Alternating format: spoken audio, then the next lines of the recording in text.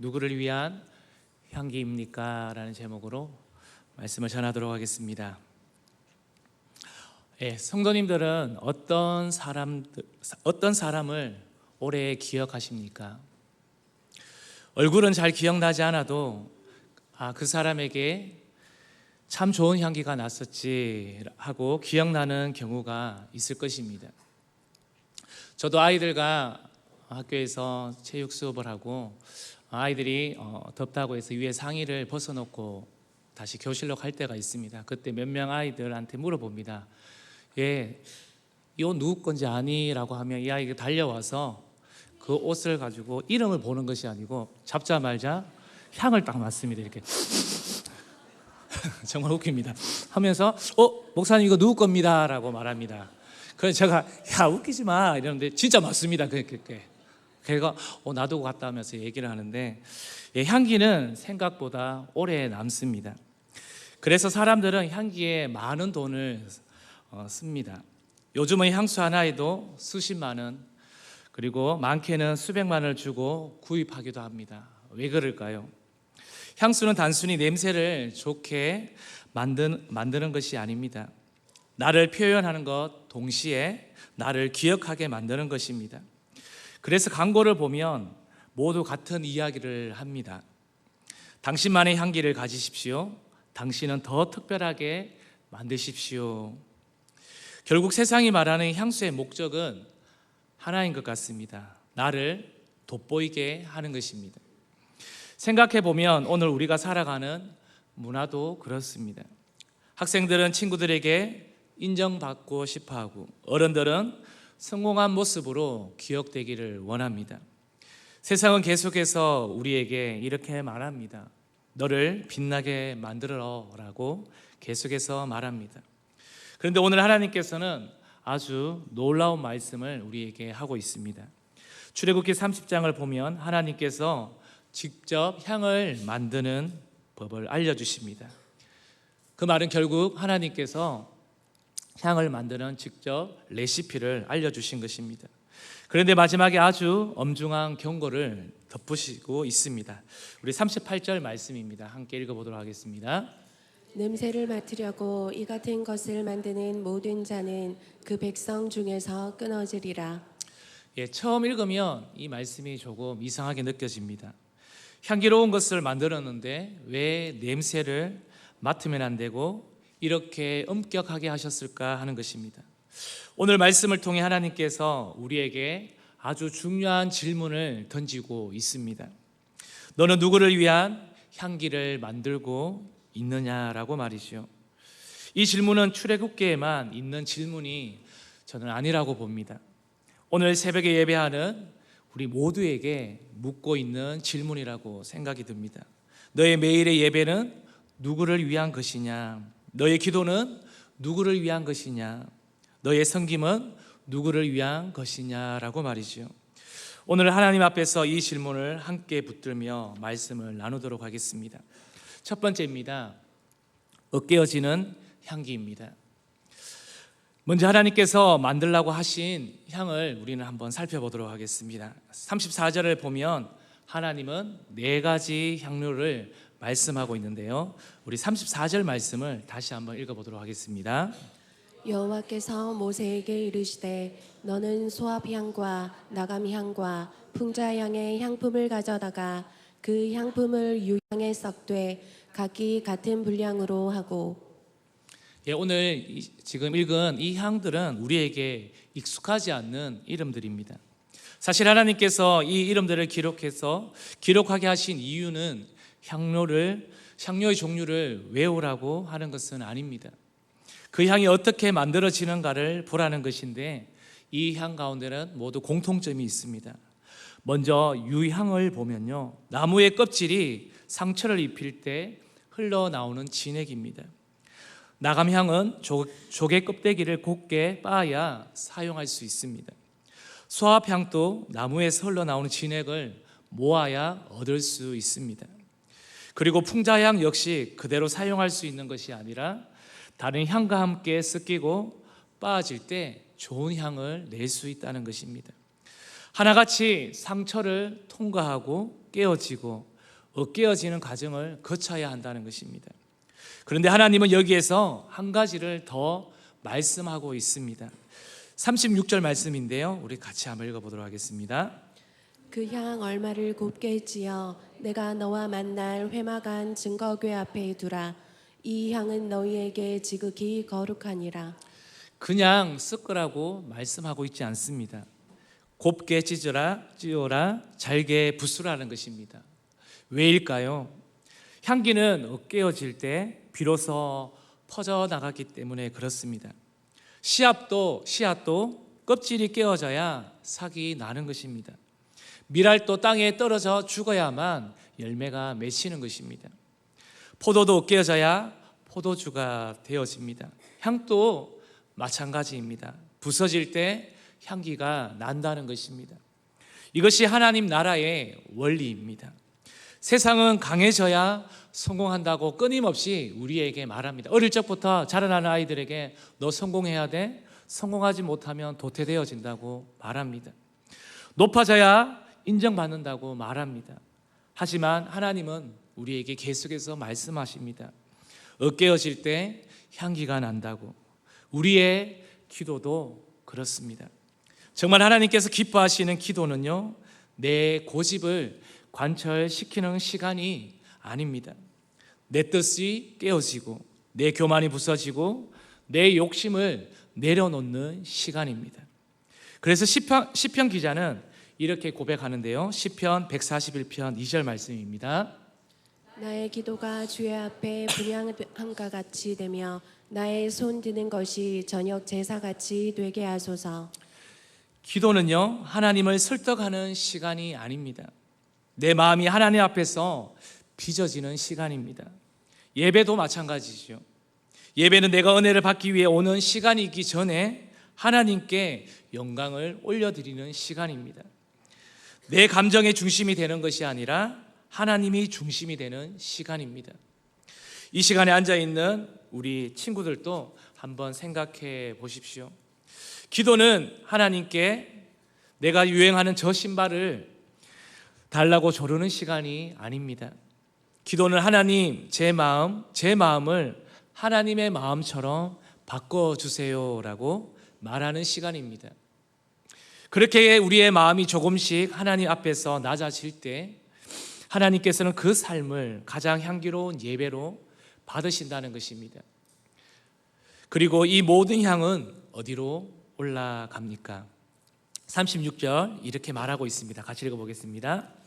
그 향 얼마를 곱게 지어 내가 너와 만날 회막한 증거궤 앞에 두라. 이 향은 너희에게 지극히 거룩하니라. 내가 너와 만날 증거궤 앞에 두라고 말하고 있습니다. 향의 목적은 사람이 맡는 것이 아니었습니다. 오직 하나님께 올라가는 것입니다. 사랑하는 성도님들, 오늘 또 우리는 많은 향기를 만들며 살아갑니다. 성공이라는 향기, 인정받고 싶은 향기, 칭찬받고 싶은 향기.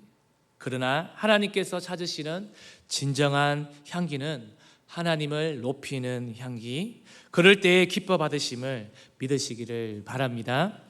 두 번째입니다. 바뀌어버린 향기입니다. 그런데 여기서 아주 엄중한 경고를 하나님께서 하고 계십니다. 37절인데요, 이 말씀도 읽어보도록 하겠습니다. 내가 여호와를 위하여 만들 향은 거룩한 것이니 너희를 위하여는 그 방법대로 만들지 말라. 너희를 위하여는 그 방법대로 만들지 말라라고 말씀하고 있는데요, 38절에서는 더욱더 강하게 하나님께서 말씀하십니다. 계속해서 읽어보도록 하겠습니다. 냄새를 맡으려고 이 같은 것을 만드는 모든 자는 그 백성 중에서 끊어지리라.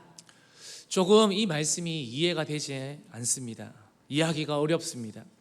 향기로운 것을 만들었는데 왜 하나님께서는 이렇게 화를 내시는 걸까요? 문제는 향 자체가 아니었습니다. 문제는 향의 방향이었습니다. 하나님께 올려드려야 할 향을 자기를 위해 사용한 것이기 때문에 그렇습니다. 쉽게 말하면 하나님께 드릴 예배를 내 만족을 위해 바꾸어 버린 것입니다. 기도도 헌신도 섬김도 모두 하나님께 드려야 하는데 어느 순간 그것이 나를 드러내는 도구가 되어버린 것입니다. 사실 이것이 인간의 가장 오래된 죄입니다. 창세기 3장에서 뱀이 하와를 유혹할 때도 무엇이라고 말하고 있습니까? 너도 하나님처럼 될 수 있다고. 결국 죄의 뿌리는 언제나 같습니다. 하나님보다 내가 중심이 되는 것입니다. 오늘날은 이것이 훨씬 더 교묘하게 우리 가운데에 뿌리 박혀져 있습니다. 세상은 끊임없이 우리에게 말합니다. 너를 알리고 너를 증명하라고. 하루에 SNS에는 하루에도 수많은 사진과 영상들이 올라오는 것을 볼 수 있습니다. 사람들은 그것을 좋아요, 그리고 그 하나에도 기뻐하고 조회수 하나에도 마음이 흔들립니다. 물론 그 자체가 죄라는 것은 아닙니다. 하지만 문제는 그 문화가 우리의 신앙까지도 물들게 만든다는 것입니다. 나도 모르게 예배를 드리면서도 오늘 은혜를 많이 받았는가? 기도를 하면서도 내 문제가 해결될까? 아니면 섬김을 하면서도 사람들이 알아줄까? 헌신을 하면서도 내가 인정받고 있을까라고 생각하게 만듭니다. 처음에는 하나님께 드리던 향이었는데 어느새 그 향의 방향이 바뀌어져 있는 것을 보게 되어집니다. 하나님께 올라가던 향이 내 코를 즐겁게 하는 향수가 되어버린 것입니다. 사랑하는 성도님들, 이것이 얼마나 무서운 일인지 하나님은 알고 계셨습니다. 그래서 만들지 말라가 아니라 너희를 위하여 만들지 말라라고 말씀하고 있습니다. 왜냐하면 인간은 너무 쉽게 하나님까지도 이용하려 하기 때문에 그렇습니다. 신앙생활을 하면서도 하나님을 사랑하는 것이 아니라 하나님을 통해 성공하고 싶고, 하나님을 통해 인정받고 싶고, 하나님을 통해 평안을 얻고 싶어 한다는 것입니다. 겉으로는요 하나님을 찾지만 사실은 하나님이 아니라 바로 나 자신을 찾고 있는 것이지요.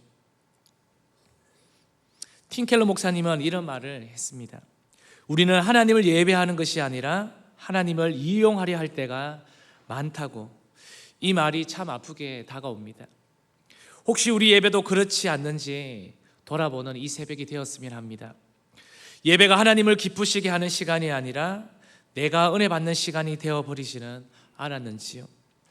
기도도 하나님의 뜻을 구하는 시간이 아니라 내 계획을 이루어 달라는 시간이 되지는 않았습니까? 섬김도 하나님을 높이는 일이 아니라 나를 인정받게 만드는 일은 되지 않았는지 돌아보았으면 합니다.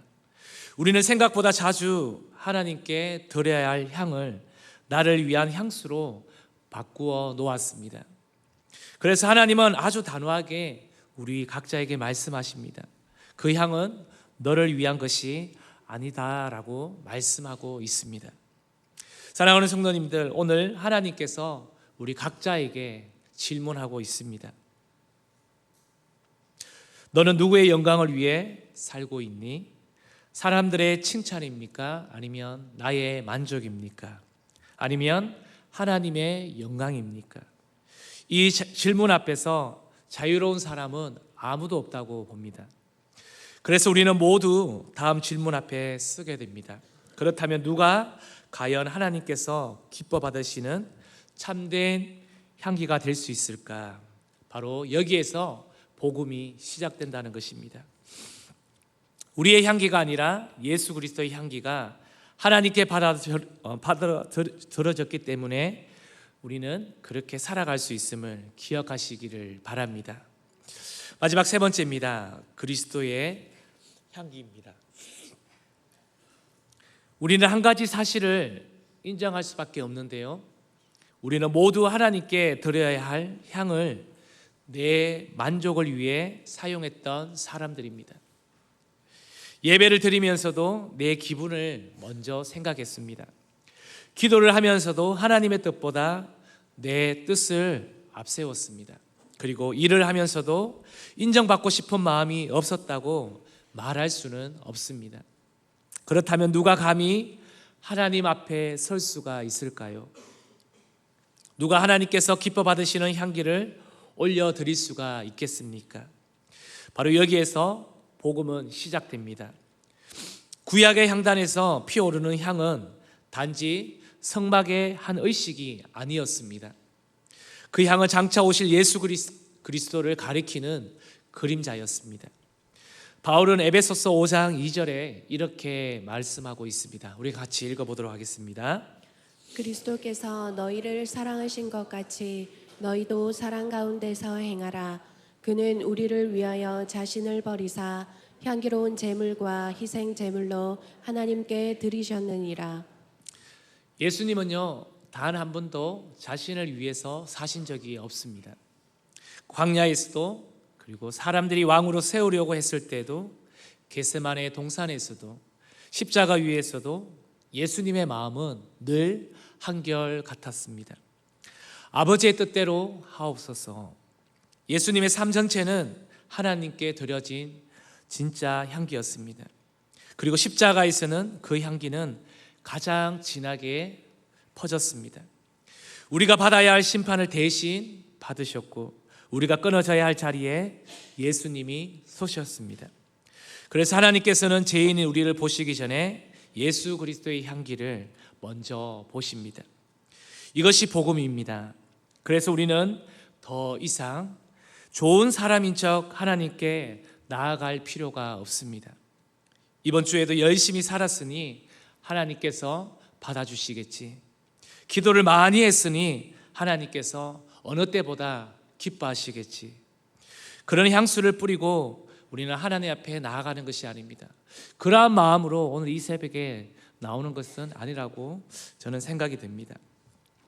우리는 오직 예수 그리스도의 십자가를 붙들고 나아가야 될 줄로 믿습니다.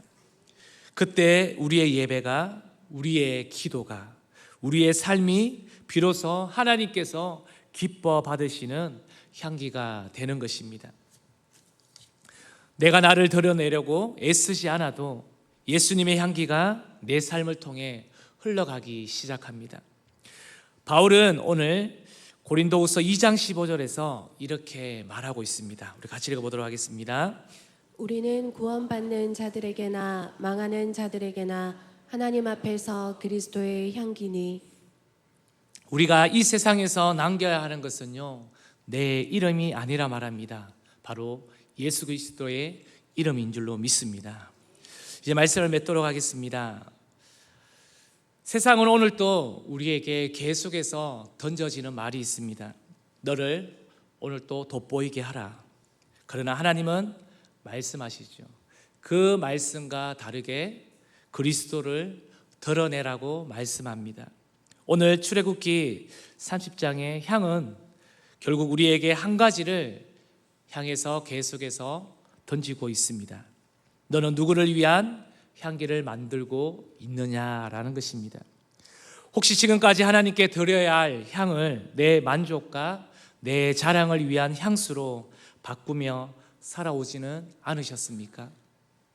이 시간 십자가 앞에 나만의 의의 향기를 내려놓고 다시 주님 앞에 돌려드리기를 원합니다.